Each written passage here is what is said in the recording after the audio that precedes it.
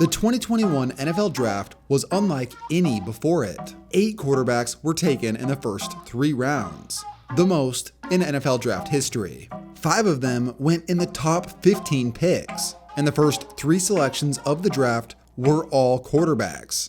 The volume of signal callers getting picked so early usually points to one of 2 things. Either the 2021 class is one of the all-time greatest in terms of prospects, or there are some desperate franchises out there, and they are willing to take a big swing.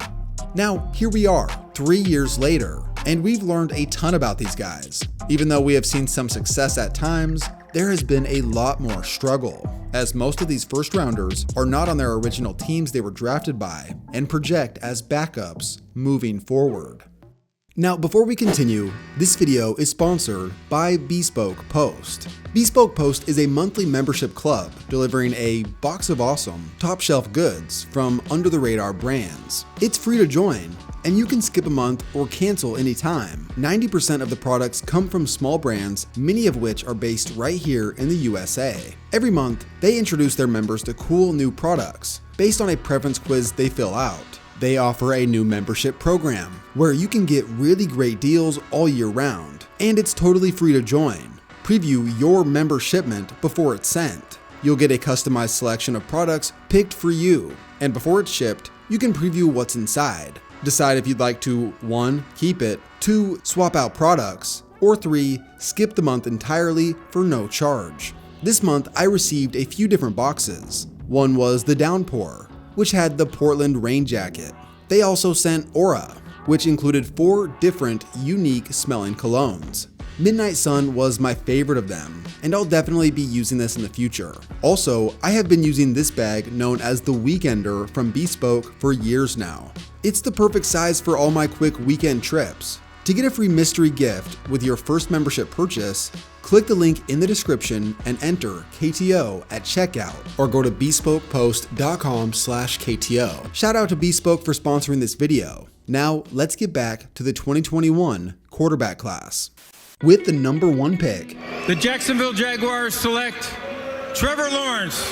This was a no-doubter. There's a better chance of Bryson DeChambeau being the starting quarterback for the Tampa Bay Buccaneers next year. There's absolutely no way that Trevor Lawrence isn't going to Jacksonville first overall. Lawrence had been regarded as a generational prospect, receiving the level of hype that most of us have only seen with Andrew Luck. He's PFF's highest graded prospect ever. Mel Kiper's been scouting since 1979, and Lawrence is his 4th highest rated quarterback ever. And virtually every other TV pundit agreed with these types of sentiments. He's playing at such a high level. I think it's a no-brainer that he's the number 1 overall pick. He could be the player that finally turns things around for the Jaguars. The hype machine since high school had been off the charts. Literally, on a scale from 1 to 100 on 24/7 Sports, Lawrence was rated a 101. Even his NFL scouting report on WalterFootball.com had 43 traits listed as strengths, with just 2 weaknesses. He even got the whole suck for luck treatment with his own slogan, Tank for Trevor. With his combination of rare size, athleticism, leadership, intangibles, and hair, Trevor Lawrence appeared to be the dream poster boy for an NFL franchise. Trevor Lawrence has the potential to completely change a down in the doldrums franchise. But problems out of Lawrence's control emerged during his rookie year in Jacksonville. The hiring of Urban Meyer proved to be a complete disaster. What a fraud. Said that he was studying the NFL and then 3 months in didn't know who Aaron Donald was. What a total, complete sham. You know, the saying that what you do in the darkness will always come out in the light is why Urban Meyer got fired. You reap what you sow. It was a catastrophe. So much so that Meyer was fired before his first season of NFL coaching was over. Looking at Trevor Lawrence's performance, on the surface, it was disappointing. The pass to the near side, and that is incomplete, as he tied for the lead league in interceptions. But it was behind one of the worst offensive lines in the league, a weak receiving core, and atrocious coaching. NFL executives felt that his rookie year wasn't a fair evaluation due to all these circumstances. The difference between year 1 and year 2 was night and day. Deep for Christian Kirk. He's got it! With a proven NFL coach in Doug Peterson, Lawrence developed into a Pro Bowler, helping lead the Jags on a crazy 5-game win streak to save their season and, against the odds, made the playoffs. And then in the wild card versus the Chargers, after the worst first half imaginable, where Lawrence threw 4 interceptions, fires, and that is going to be picked again. He pulled off the Houdini act in the second half, rallying the troops all the way back to a thrilling 31-30 win. After a loss to the Chiefs in the divisional round, the expectation was that Lawrence was going to be a surefire top 10, maybe even top 5 guy in year 3, and the Jags were going to be Super Bowl contenders. I think they take care of business against the Titans and go 11-6 and get back to the playoffs. Okay, I'm excited about that. Only that didn't happen. Oh my God. It hurt? Oh God, he stepped really funny. No. After an 8-3 start, Lawrence suffered an injury versus the Bengals on Monday Night Football, and the team lost in upset fashion. From that moment, Lawrence wasn't the same. He hadn't been having a spectacular year to that point, and it only got worse as he finished the year in disappointing fashion. In his final 4 starts, he accounted for 7 touchdowns and 10 turnovers, and the Jags went from the frontrunner in the division to out of the playoffs. This whole season comes down to one game, and then you look back and it's like a few plays. Your whole season comes down to a few plays, and we just weren't able to make them. Finishing with a 21st ranked passer rating and a high turnover percentage, Lawrence certainly regressed in his 3rd season. Now, things are at the point where we've seen some promise, but it's been inconsistent, and he's certainly nowhere near the level of hype that he received. To be overrated, people have to view you as good. And I don't think if you just poll a lot of people, they view him as some high-end player now. He's at the point in his career where talks of big contracts come into play, but almost nobody's arguing that Lawrence is worth top market value. It's tough to pay a guy a huge contract that performs similarly to Gardner Minshew, a career journeyman. According to NFL.com, Lawrence ranked out as the 15th best quarterback in 2023. Compared to the other so-called generational prospects, Lawrence is nowhere near those guys. Although, compared to the other quarterbacks in this class, you like the chances that Lawrence will at least be better than them. At this point, that's not saying much. The New York Jets select Zach Wilson, quarterback, BYU.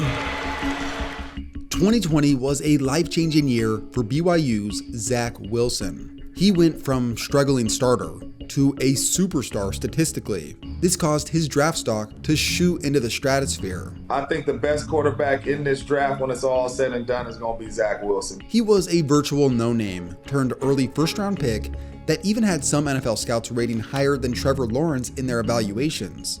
And this throw on his pro day highlights as to why. First of all, Steve mentioned, oh my goodness, that is just a silly throw.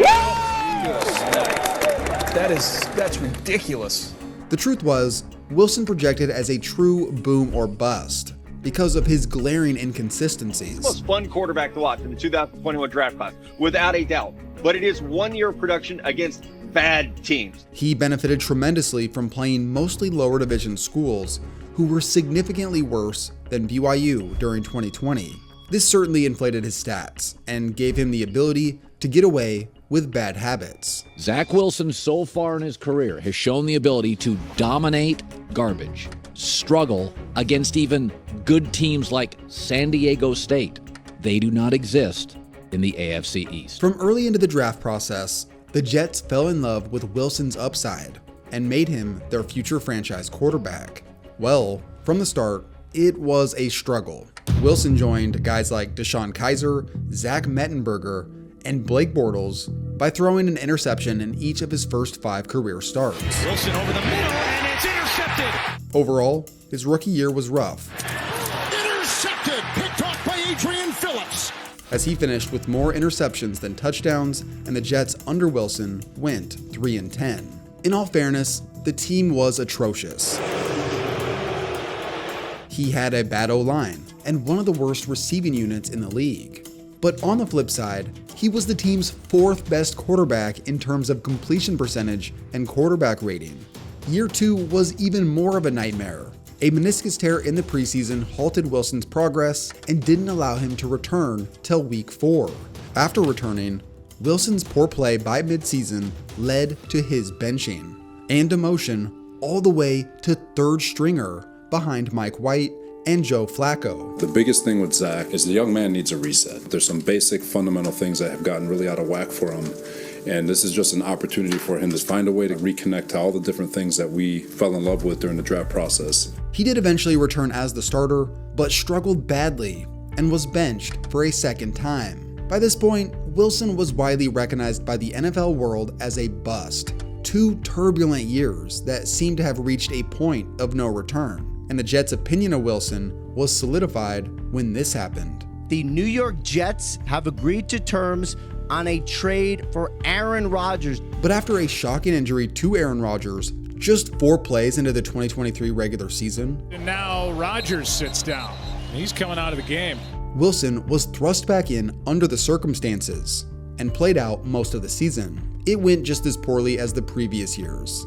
Now, 3 years in, the Jets are looking to move on from Zach Wilson, but are struggling to find any suitors. Who's going to trade for him? Exactly. His salary's guaranteed this year. They're stuck. Like a secret trade, like nobody's trading for Zach Wilson. That's not going to happen right now. I saw a Reddit post highlighting just how catastrophic Wilson's career as a starter had been through 3 seasons. It's pretty insane when you see that he ranked out nearly dead last in most categories all 3 years.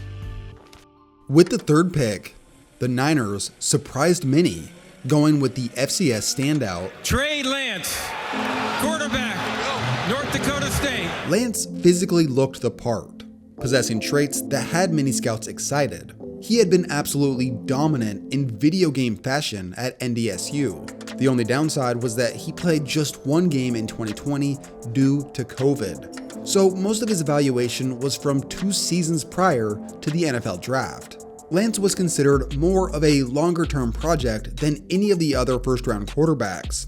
He needed the time to sit and learn. He had so little experience entering the NFL, plus was super young. Something about those highlights give me some pause because I look at the end zone and it says Penguins, like he's playing against Youngstown State. As expected, his rookie year began with him backing up Jimmy G, and he saw a few snaps early, but an injury to Jimmy G thrust Lance into the action in week 4, which went decently well, although they lost. Lance started in week 5 in place of the injured Jimmy G, and had an okay performance. Lance first snap, and Lance showing his wheels. But the news of a sprained knee after the game made him unavailable for a few weeks. He didn't start another game until late in the regular season, which showed some promising moments once again, but Lance went back to the bench for the postseason. The logic here seemed to be that Shanahan must have felt that Jimmy G was the team's best chance to win the Super Bowl, and not the time to develop Lance and just let him play. In year 2, Lance was named the starter, but in week 2, suffered a devastating season-ending ankle injury that halted his career really before it ever got going, which was a double whammy because backup 7th-round rookie Brock Purdy proved to be a diamond in the rough. Purdy, back to throw, pressure coming, steps away, looking to run, and he walks it in. Purdy was so good and so polished that the Niners, despite using a first-round pick on Lance, preferred Brock Purdy because it was clear that Lance still had a ways to go in his development.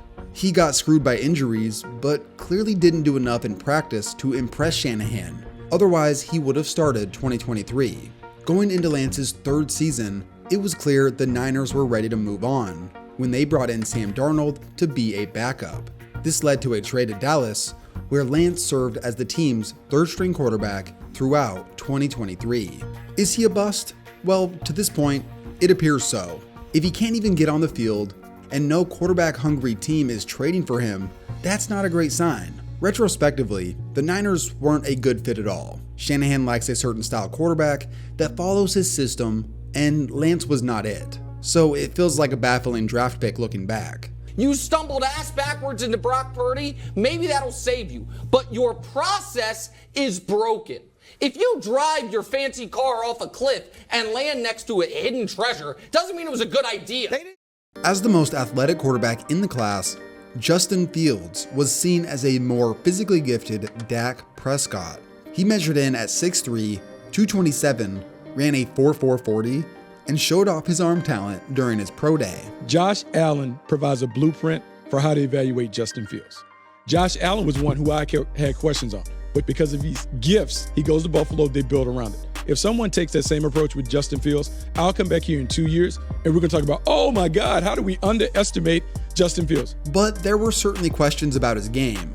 His throwing motion, I don't love. It's unnatural, and that's long, and that's deliberate. Yeah. There are some things to like about the throwing, but the things he needs to fix are not where I just go, oh, there's slam dunk, he'll definitely fix them. I see guys do this all the time. At one point, Fields was seen as the second best quarterback of the class, but by draft night, fell all the way to the 11th pick to the Bears as the result of a trade, which made him the fourth quarterback off the board. To begin his rookie season, Fields was the backup to Andy Dalton, but was quickly tossed into action.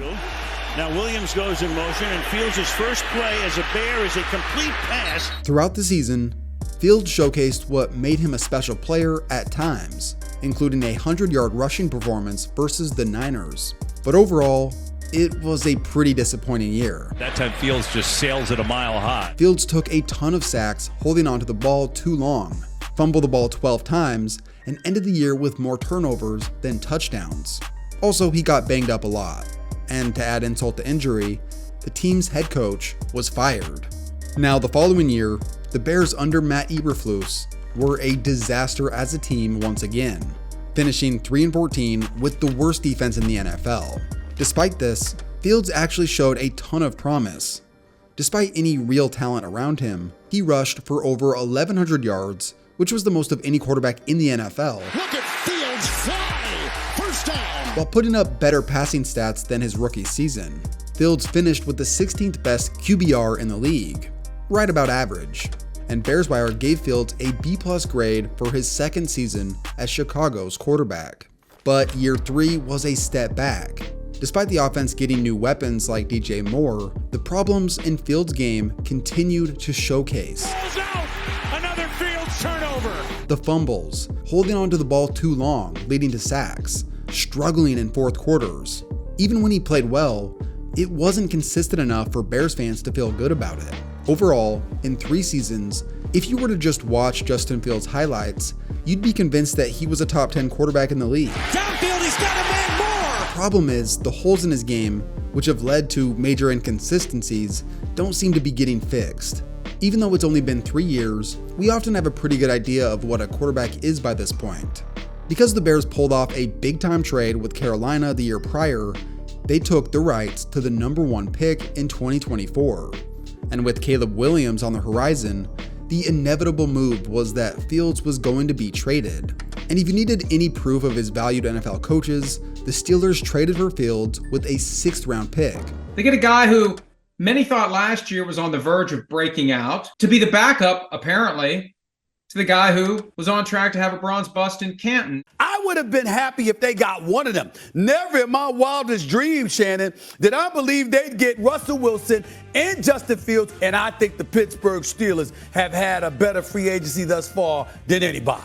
Is Justin Fields a bust? Well, he certainly wasn't as good as the Bears hoped. Was Chicago a mess as well? Yeah. But are there holes in his game? Of course. Perhaps being a part of a better organization in Pittsburgh will help him. He's worn the responsibility of being a franchise quarterback, but still he gets an opportunity to come into a community and learn from a guy that's been doing it for over a decade. But at the same time, the Steelers haven't been impressive offensively in years either. Intercepted! Deontay Johnson slipped and fell. Ward went up and picked it off. Many predicted that Mac Jones was going to be the 3rd quarterback selected when the Niners were on the board. If you trust your system, I don't want the best athlete. Because the best athlete's gonna, like any great athlete, want to show his skills. If you could sing, you'd sing all day in the car in the shower. I don't want guys running out of my offense. Instead, Jones was the final of the 5 quarterbacks taken in the top 15. Out of the 5, Jones was the least impressive prospect. Physically, there was a ceiling. He didn't showcase a big arm and wasn't the most athletic guy in the world. Not even close. The real reason anybody would take Mac Jones is that they want a guy who can plug in and play day one. He was the most pro-ready of the prospects due to his pinpoint accuracy and ball placement. But here's what I found odd. Looking at his scouting report on NFL.com, Lance Zierlein gave him a round 1 grade. but finished his report by saying, quote, "Jones has good backup to low-end starter potential." To me, this sounds like the type of player that you use a mid-round pick on, not a first-rounder. But in a league where teams are desperate for quarterbacks, I guess that equates to a first-round player. And the kinds of things that he is able to make up for with his mind that he doesn't have in terms of physical skill lead people to believe that he may be the very best one and ultimately may wind up being the very best one. At least the Patriots thought so. The 6-time world champion New England Patriots select Mac Jones. During the preseason of his rookie year, Jones beat out Cam Newton and was named the starting quarterback. Right away, he was impressive, setting an NFL completion record for a debuting rookie. And down the side, and they've got White. This was a trend that continued throughout his rookie year. He set multiple rookie records. He tied Tom Brady for the most consecutive completions by a Patriot and led the Patriots on a 7-game win streak throughout the middle of the season. And to top this all off, the Patriots made the playoffs and Mac Jones was named to the Pro Bowl. Is Mac Jones a Hall of Famer? Hell yeah! Is Mac Jones gonna end up winning 7 Super Bowls for the New England Patriots? Yep. For his performance in his rookie season, Jones was named to the 2021 PFWA All-Rookie team and finished second in the Offensive Rookie of the Year voting behind Jamar Chase. However, things took a step back in 2022. Offensive coordinator Josh McDaniels left. The key thing to know here is the Patriots are going to run the same offensive system to just try to keep it as consistent as possible for Mac Jones, who they're obviously feel like has a very promising future. And former defensive coordinator Matt Patricia, who had never called offensive plays, took over for the offense. Right away, Jones struggled mightily. The difference between year 1 and year 2 was substantial. Jones became erratic, antsy in the pocket, and a turnover machine. He had gone from slightly above average passing to one of the worst in the league. Oh, that's a duck in the air! A trend that continued in 2023. Year 3 marked the end of a few things in New England, namely Bill Belichick being let go after the season, and the Mac Jones era crashing to a halt. He was benched not once, not twice, but 3 separate times throughout the season. It was clear that the confidence Jones displayed as a rookie was shattered. Yeah, just bad quarterback play and wasn't good enough by me, so if the quarterback doesn't play well, you got no chance. He took a ton of heat from the press and the coaching staff, especially because he made some of the most back-breaking mistakes. It was even reported that his teammates didn't like him. You know, there are people who will use the word brat or bratty, but for the most part, Mac Jones works his ass off, so you don't care so much. But when you do care is when you're losing. The downward spiral of his career proves just how big of a mental game playing quarterback really is. He came in as a rookie and set records, and just 2 years later, couldn't stop making the most jarring mistakes that were unimaginable when he was a rookie. He ended year 3 one of, if not the worst starter in the NFL. And it was clear the Patriots were ready to move on.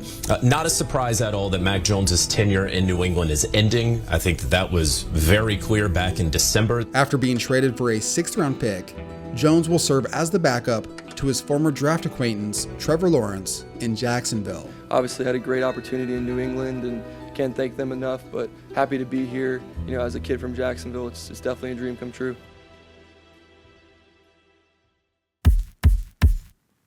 As for this class as a whole, there's not a whole lot of positive to write home about. None of the later round quarterbacks have done much outside of Davis Mills. Mills was a 2-year starter in Houston before being demoted to backup after the team selected CJ Stroud. Now, as much as this class has struggled, it makes sense historically, as only about 25 to 30% of first-round quarterbacks succeed. So, to take that percentage and apply it to this upcoming 2024 class, who do you think will be the 1 or 2 prospects that will possibly succeed? Caleb is looking for just about anybody. This is where he really is devastating when he starts becoming a maestro. Look out! There it is! Touchdown!